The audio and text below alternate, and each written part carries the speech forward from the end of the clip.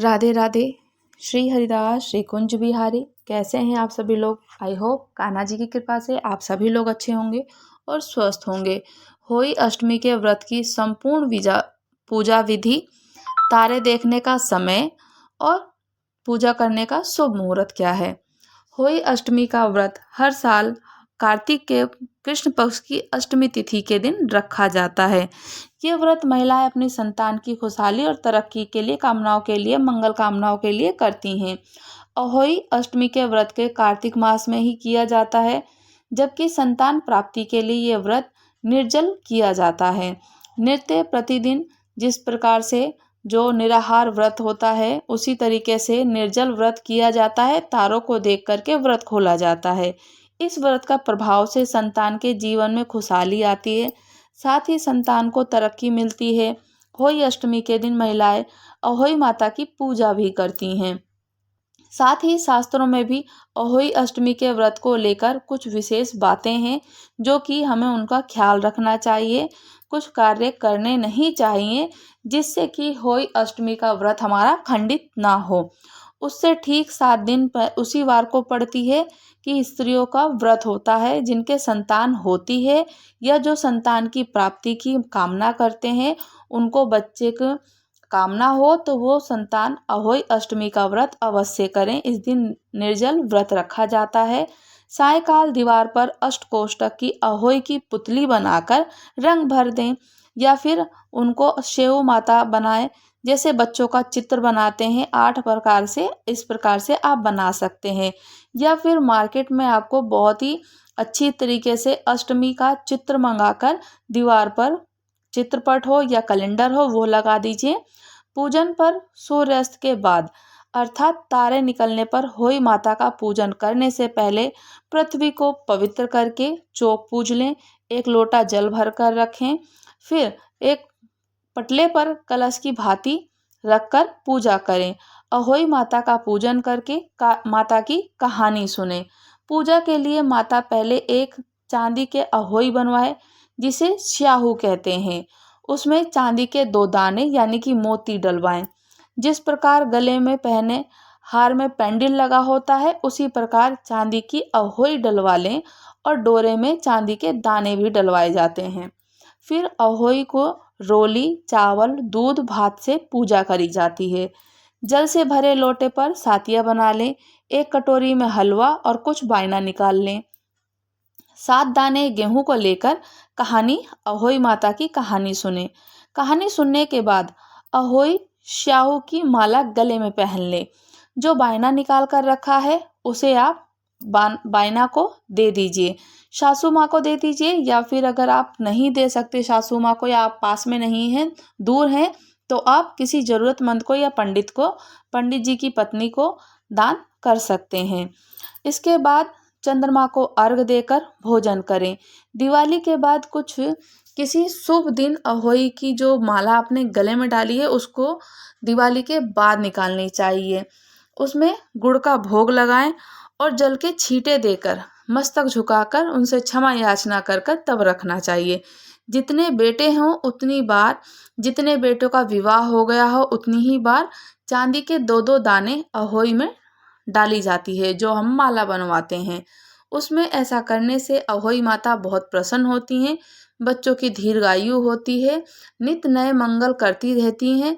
इस दिन पंडितों को पेठा दान करने का शुभ फल प्राप्त होता है। अहोई अष्टमी के दिन भूलकर भी जो हमें कुछ कार्य नहीं करने चाहिए। अहोई अष्टमी को जो भी व्रत करता हो, सूर्योदय से पहले स्नान आदि से निवृत्त होकर स्वच्छ वस्त्र धारण कर लें। इस दिन भूलकर भी नकारात्मक विचार ना लेकर आएं।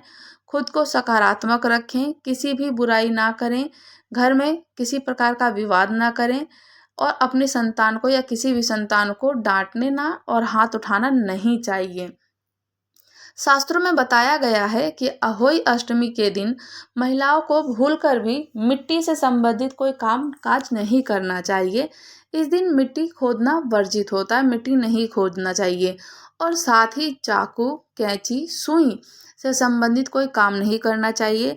जैसे कि जो व्रतधारी हो, अकेले व्रत करती हैं, तो उसको क्या करना है, व्रत को पूर्ण करने के बाद जब आपका शाम का व्रत खुल जाए तब आप घर पर खाना पका सकती हैं। या फिर कोई अगर नहीं बना सकता है तो आपको व्यवस्था व्रत के बाद ही करनी है खाने की। इस दिन चाकू का निषेध होता है, चाकू से कुछ भी सामान नहीं काटा जाता। कैंची और सुई का भी कोई काम नहीं करना चाहिए। ना तो इस दिन कपड़े सिलें, ना काटें। और इस दिन हो सके तो घर में किसी और से खाना पकवा लेना चाहिए, ताकि क्योंकि सब्जी काटते हैं तो सब्जी काटने में ही समय लगता है और चाकू का प्रयोग होता है, तो चाकू का प्रयोग नहीं करना चाहिए।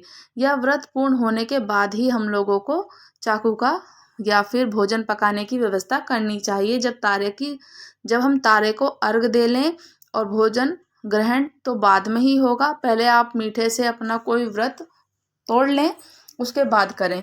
होली अष्टमी के दिन महिलाओं को दूध का सेवन नहीं करना चाहिए। साथ ही पुरुष को भी दूध का सेवन नहीं करना चाहिए। शाम के तारे के दर्शन के बाद ही व्रत का पारण करते हैं। खाने में लहसुन और प्याज का प्रयोग नहीं करना चाहिए। शाम में पूजा के बाद अपने सास ससुर के पैर छुएं और उनका आशीर्वाद लें। होली अष्टमी के दिन दूध की वस्तुएं, जो भी खीर हो या फिर चाय जो हम व्रत को कथा सुनने के बाद पी लेते हैं, वो भी नहीं करनी है। और मीठे फल और वाइट तरह के जो फल होते हैं या फिर मिठाइयाँ जो होती हैं वाइट, वो नहीं खानी है। दूध का निषेध है, दूध नहीं खाना है। आप उसकी जगह कुछ और इस्तेमाल कर सकते हैं, जैसे कि काली चाय ले सकते हैं, मीठे में आप गुलाब जामुन ले सकते हैं। तो ये सारी चीज़ें हमें प्रयोग में कर लेनी है और वाइट चीज़ें हमें कोई प्रयोग नहीं करना है। इसी प्रकार से हमें इस दिन कोई पशु हमारे द्वार पर आ जाए तो उसको मारना नहीं है, भगाना नहीं है, उसको कुछ ना कुछ दान कर देना है। उनको खाना पानी और खाने के उसके द्वारा कोई गाय आ जाए तो उसे जल या भोजन, कुछ रोटियां देनी चाहिए गुड़ लगा करके। इससे और शुभ फल प्राप्त होते हैं। होली अष्टमी के दिन जो कुछ नियम होते हैं, यह पूर्ण तरीके से अगर करे जाएं तो हमारा व्रत संपूर्ण होता है, खंडित नहीं होता है। व्रत में चाकू का प्रयोग निषेध है, दूध का प्रयोग भी निषेध है। होली अष्टमी का व्रत इस बार जो कि पड़ रहा है 13 अक्टूबर के दिन।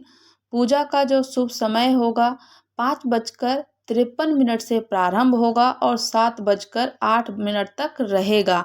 इस प्रकार होली अष्टमी का व्रत रखने वाली माताओं को और 1 घंटे से लेके 15 मिनट तक की समय मिलेगा पूजा करने के लिए। जो कि तारों को देखने का जो शुभ मुहूर्त है, अर्घ देने का जो शुभ मुहूर्त है, 6:17 तक है। शाम को तारों को जो अर्घ दिया जाएगा, जिससे कि व्रत पारण करा जाएगा, व्रत खोला जाएगा, तारों को अर्घ देने के बाद ही किया जाता है। 6:17 तक रहेगा, जो कि शाम को अर्घ दिया जाएगा। इस दिन चंद्रोदय का जो समय है 11:40 तक का है, जो कि इस समय खास समय पड़ता है।